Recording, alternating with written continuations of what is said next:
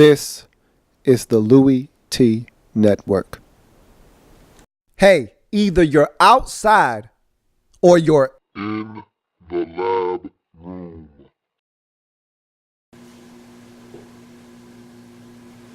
Who else could it be but me, your man, Louie T? Welcome. You are in the lab room. Of course, I am your host, Lou. Thank you for joining me. Week number 17 in the National Football League. Houston Texans at home taking on the Jacksonville Jaguars. AFC South family business. Texans with an outside shot, a long shot to get into postseason.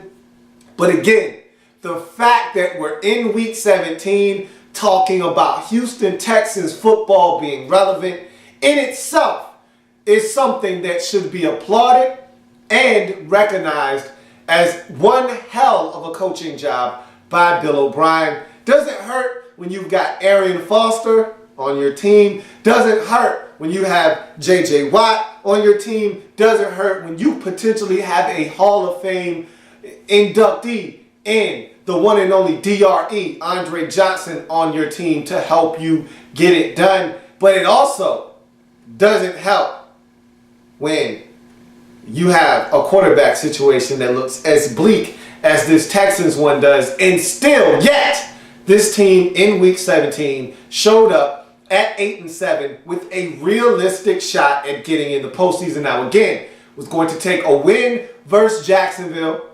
That's doable, and a lot of help to get in, but that's all you can ask for is a chance. So you're telling me there's a chance? Yeah, you need Baltimore to lose to Cleveland, who's starting a third-string quarterback. Good luck with that one. Gonna need some help from the Browns. Wouldn't want to ask them for much help, but you never ever know in this league. That's why they play the games.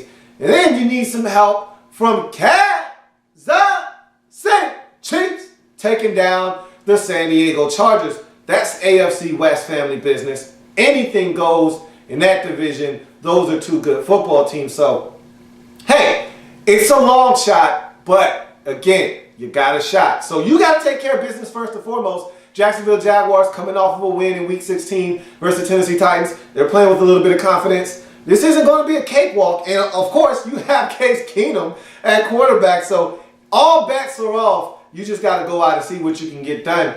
And for the most part, I thought the Jacksonville Jaguars gave the Texans all that they could handle. They pulled all the tricks out of the bag, including another one of these throwback passes as Cecil Shorts the third, CS3, with a gorgeous throw to Todman to get in the end zone once again. It seems like a play that they've been using quite a bit this season to have a lot of success with. Works again, get in the end zone there. Dwayne Gratz with the pick six. What comes after 5? Pick six. Bring, bring. House call for Dwayne Gratz. Click up as he's able to take a deflected pass off the fingertips of an intended Texans receiver. Badly thrown football behind the receiver. It's tipped right into the waiting arms of Gratz, who takes it into the end zone. So the Jaguars found ways to manufacture points. Meanwhile, the Texans had Arian Foster going early. He injures his hamstring, isn't able to finish the ball game. He's had a season marred by injury, which is nothing new for Arian Foster, but he still had a phenomenal year. Meanwhile, the one and only DRE, good to see him back. Remember, it was this same Jacksonville Jaguars team that put him on the shelf with the concussion about a month back. So good to see him back in the fold. I know he played last week, did Andre Johnson, but he did not look as effective as he looked in this game, where he had 10 catches for over 100 yards and a touchdown. So he looked good in this game. He was a huge part of the reason why the Texans were able to get it done in this game. Case Keenum, another solid showing, 25 and 35, 250 yards. Again, he's come in and played solid football, has run the offense the way Bill O'Brien has wanted him to. Didn't make a lot of mistakes again, did throw the pick six, but for the most part, he did what the team needed him to do to get them into a position to have a chance to win this ball game. But late, and look, what more can I say? What more can I say about J.J. Watt?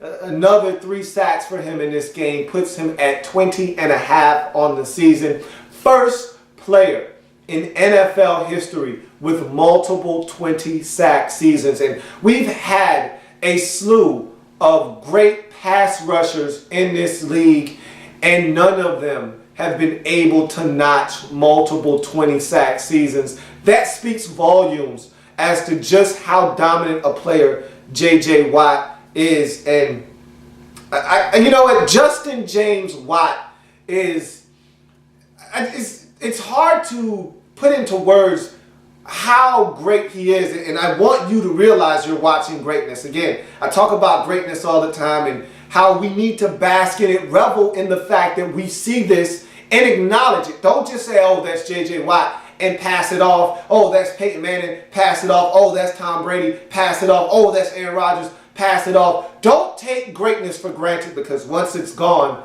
it isn't coming back. And the level of greatness we're seeing from J.J. Watt is the likes of which we've never seen from a player at that position. Now, we've seen some great players, the Reggie Whites of the world, and guys that size doing what he's doing. But the thing that I think separates J.J. Watt from all the other guys in the league currently and some of the guys in the past is that on every single snap, you get 100% of whatever he's got. If he's got 100% in the tank and he's going 100% on the play, you're in trouble. If he's got 73% in the tank and he's going 100 miles per hour, giving you 100% of what he's got, you're still in trouble. If he's got 12% in the tank, he's giving you 100% of that 12% in the tank that he's got. On every snap, you're getting everything he's got. And that's why he is the dominant player that he is. You've got great players that when they're tired, they're not giving you 100%. They're giving you 70% of 50% because they're tired, and then the play is going away from me. I don't have to give maximum effort here. He gives you everything he's got on every given snap, whatever it may be. He might have been on the field for 12 consecutive snaps. He's dead tired, and still he's going after it like there's no tomorrow, like there isn't another snap. And that's why you get 20.5 sacks and become the first player in NFL history with multiple 20-sack seasons. This guy is phenomenal.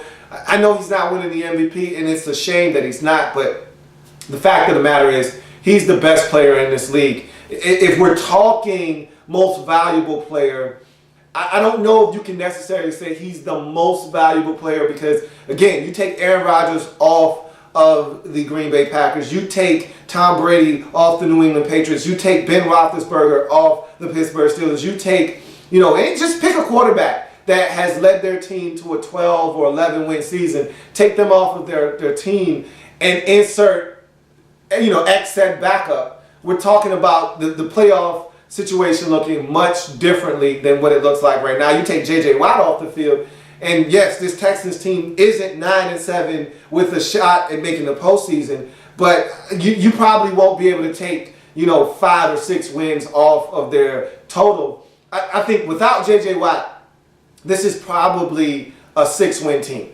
He's probably single-handedly responsible for about 3 victories himself. You take Aaron Rodgers off of the Green Bay Packers team. You take Ben Roethlisberger off of the Steelers. You take Tony Romo out of the Cowboys lineup. I mean, hell, you took Tony Romo out of the lineup for a game and they lose. I mean, it's really simple. These guys impact the game on just about every snap. And so, hard to see J.J. Watt winning the MVP when so many quarterbacks have had stellar seasons. But I tell you what, man, if anybody was deserving of upstaging one of those quarterbacks, it's J.J. Watt. And what a season he's turned in. What a season for the Texans. Again, I was the first one, and I'll be the first to tell you that I didn't give this team a chance this season. I thought this was going to be a lousy team, one of the worst in the league. I just didn't see enough from their quarterback situation. I said it was a shame because the defense was going to keep them in ball games, but I thought the quarterback position was going to hold them back. And again, when you play in the AFC South, you've got a chance to sweep Tennessee. You've got a chance to sweep Jacksonville. You've got a shot to win 4 games right there. Okay? Anything else extra you get outside of the division, outside of the conference, hey, that's great. But again, the fact that you play in such a morbid division like the AFC South, you're going to have opportunities to win. They took care of business in the division, swept the teams they were supposed to sweep,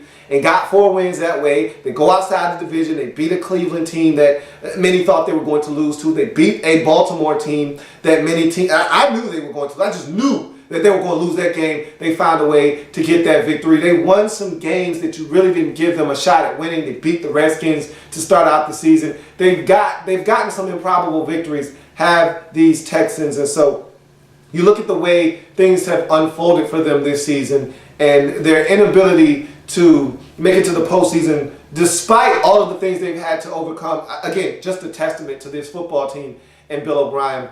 They get it done in this game. Do the Texans, J.J. Watt goes off, has a safety at the end to really give them a shot to put it away, but the Jacksonville Jaguars get one final opportunity. And I love Blake B, and I told you, I like his maturation. He didn't turn over in this game, wasn't the greatest, 14-33, a buck and some change, no interceptions, no touchdowns, but he did use his legs again in this game, had a 34-yard rush to set them up in scoring range. Almost gave them a shot to win this game, took them all the way down the field, and again, he showed his poise, couldn't get them in the end zone, had a couple of opportunities, weren't able to get them in the end zone. At the end, they lose the game 23-17, but again, valiant effort by these Jags. I've said this before, I'll say it again, they are on their way. I said the record wasn't going to indicate just how well this team was playing and how much better they've gotten, but they're starting to turn things around. I was sad to see a guy that we were just praising for getting that bonus and seeing Derek Marks go down with a torn ACL. That's going to be a long recovery time, especially when you do that in Week 17. He may not be ready for the start of training camp next year. He may not be ready for the start of the regular season next year. He might start the season on the PUP list. And to me, he's one of their key defenders in the front seven. So that was a very, very tough blow there to take at the end of the season to add injury to the insult of finishing the season up at 3-13, but the Jags aren't able to get it done. Give the Texans all they could handle, but at the end of the day, Texans get it done. They missed the postseason, though, as the Ravens were able to take care of the Browns.